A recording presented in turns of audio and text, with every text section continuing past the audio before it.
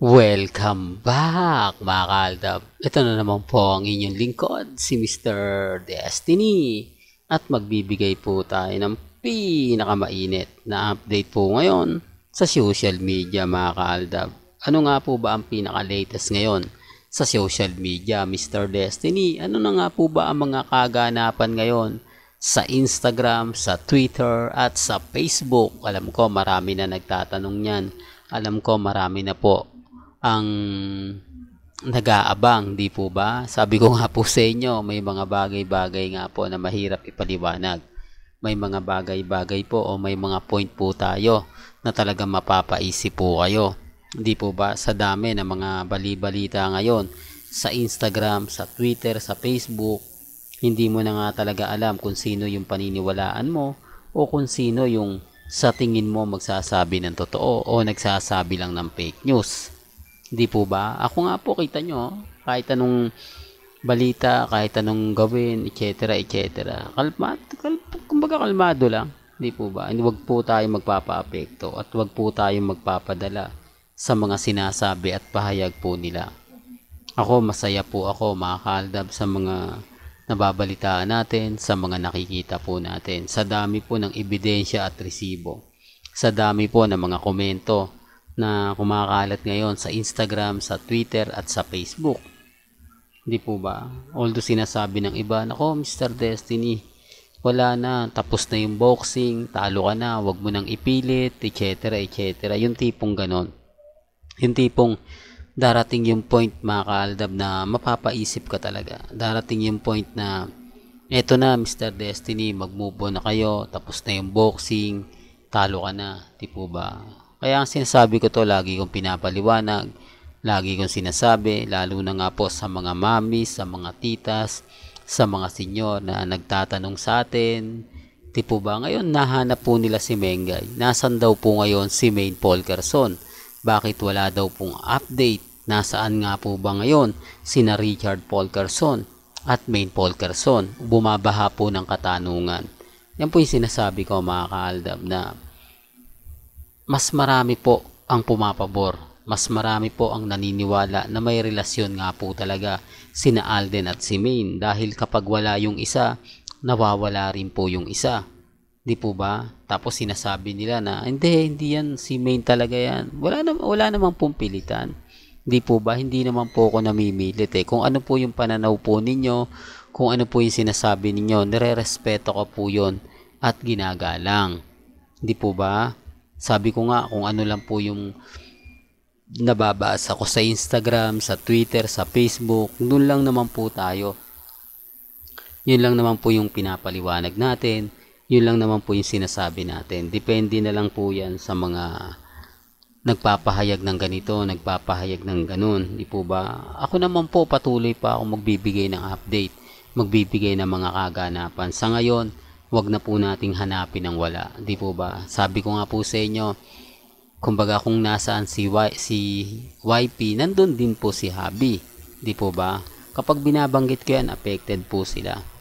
Maraming mga katanungan na kumbaga hindi talaga maganda. Lalo na nga po sa mga nagsasabi ng ganito, nagsasabi ng ganon. Di po ba? Kaya nga po sabi ko sa inyo, etong flight, may flight attendant mga kaaldab na nagpa-picture kay Alden. Di po ba? Siguro kumakalat na yun yung video niya sa TikTok, pero hindi niya sinabi kung saan nga po ang baba ni Alden Richards. Hindi niya naman sinabi sa Pilipinas, kasi stopover pa yan, tapos papuntang Pilipinas. Di po ba? Kung pupunta nga po ng ibang bansa o kaya katulad ng South Korea. Di po ba? At ito sinasabi ko lang po, marami kasi nagko-komento sa akin, hindi daw po pupunta. Wala naman pong problema kung hindi pumunta ng South Korea si Alden.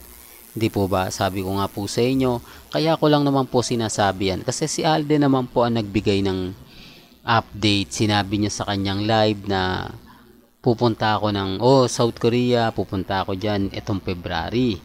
Hindi po ba? Na kumbaga araw na mga puso, siyempre mapapaisip din yung iba. Aabangan na siya sa South Korea.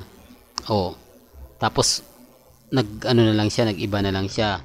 Kaya ang sabi ko sa inyo, hindi ko naman sasabihin to o hindi ko naman po i-update kung wala rin naman pong kahulugan. Di po ba? O kung wala naman pong patunay. At doon po sa post ni Daddy Bay, may kahulugan po yung dalawang kubo na yun. May pinupunto po si Daddy Bay. Hindi niya naman po ipopost yun kung wala rin naman pong ganap. Di po ba? Sabi ko nga, di dapat nag-post ka na lang ng isang farm na may isang pamilya, maraming kubo, tapos maraming mga baka, kalabaw, kambing. Hindi po ba? Mas maganda tignan yun. Yung post niya kasi simple lang eh. Hindi po ba? Isang dalawang kubo na magkasama. Hindi po ba? Para saan yun? Anong punto nun? Yung background niya medyo maganda rin. Hindi po ba? Hindi naman sinasabi ni Daddy Bay, ito yung farm namin na binili. Ito yung farm na ganito ganyan, di po ba? Kasi kulang eh, kubo lang eh. Walang mga hayop, di po ba? Walang mga ganito ganyan. Parang may mali. Pero may punto po yun. Sabi ko nga po sa inyo, hindi lang talaga alam ng iba yung ibig sabihin na update ni Daddy Bay. Kaya sabi ko sa inyo, may mga bagay-bagay po na katulad nito, si Mengay walang post. Walang post sa Instagram, walang post sa Twitter, walang post sa Facebook. O, asan si Meng? Kaya nga po tanong nila, asan daw po si Mengay? Yung iba nagsasabi, hindi, magkasama sila ni Congressman. Bakit walang update? Hindi man lang nag-post, di po ba? O baka sabihin nyo, syempre nagse-celebrate sila ng Chinese New Year. Di po ba? Alam ko yan ang sasabihin nila eh. Alam ko yan ang ibabato nila po sa akin. Pero okay lang, hindi naman po tayo namimilit eh. Ang sa akin po, masaya po tayo ngayon dahil sabi ko nga kung nasan si Habi, naandun po si YP. Totoo naman po, di po ba? Sabi ko nga po sa inyo, kapag wala si Alden, wala si Main, matik na yan. Di po ba? Hindi na natin pang kailangan ipaliwanag yan. Lalo na nga po sa mga bulag at sa mga bingi. Di po ba? Ako nga naman po mga kaaldab, hindi naman po tayo basta-basta nagpapa-apekto. Hindi naman po tayo basta-basta papatalo sa mga sinasabi nila agad-agad, sa mga komento nila agad-agad. Di po ba? Doon tayo sa kumbaga pinagpepestahan at pinag-uusapan.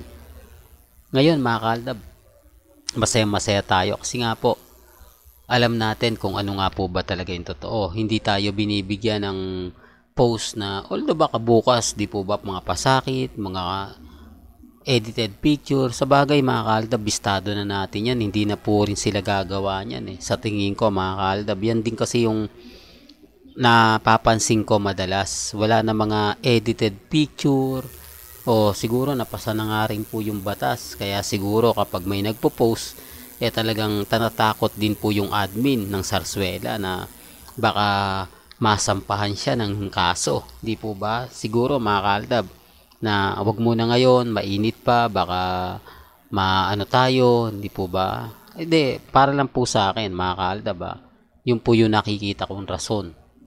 Although hindi sila tinutulungan ni Congressman Arjo, di po ba, wala man lang update. Yan po yung account. Pasensya na po kayo sa nabanggit natin. Baka sabihin na naman, para lang po magising sila sa katotohanan. Para lang po malaman nila na wala na po talagang R-Main.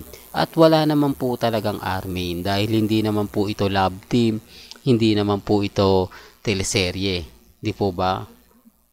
Katulad po ng nangyari sa Aldab na talagang ginawa naman po talaga at talaga naman pong pumutok sa buong mundo. Real talk to baka hindi pa po alam ng iba.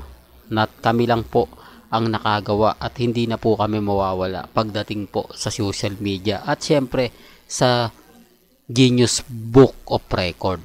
Nakatala na nga po dyan ang Aldab.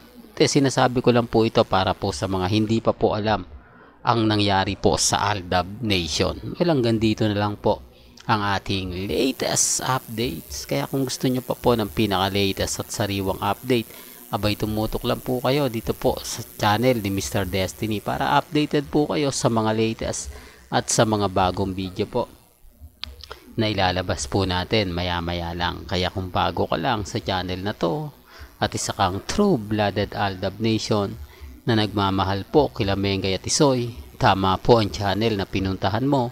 Kaya consider na po kitang bagong subscriber. At huwag mong kalimutang i-share ang mga video po natin sa mga mami, sa mga titas, at sa mga senyor. Hanggang sa muli, salamat po sa panonood at pakikinig.